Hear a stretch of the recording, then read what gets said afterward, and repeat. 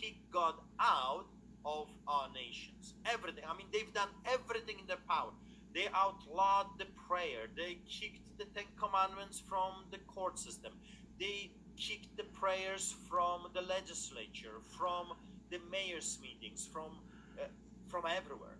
And pastors and priests started to be harassed by the authorities. I was the first Canadian in 2006 to be arrested for publicly reading Bible. No amplification, just 6 parishioners, me in a park, not a big deal, but I was arrested, handcuffed, and I faced a year jail time in Canada for daring to publicly read the Bible.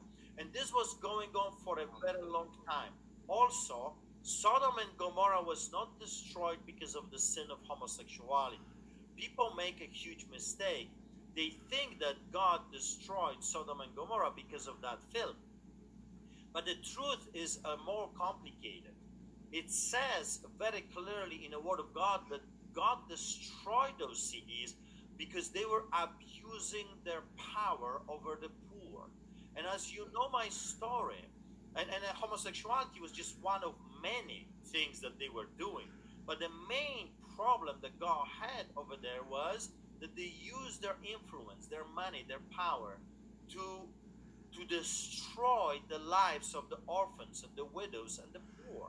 If you remember, I received over 300 tickets in Calgary, Alberta, Canada, not because I'm a smuggler, not because I rape children, not because I do evil. No, I received over 300 tickets for giving free goods and services to the homeless. So for giving them food and for praying for them, which is against the law in Canada. Giving food, giving Bibles, praying for people in public is actually outlawed. Believe it or not, the law says very clearly, you're not allowed to give free goods and services in public. Also, you're not allowed to distribute printed material in public.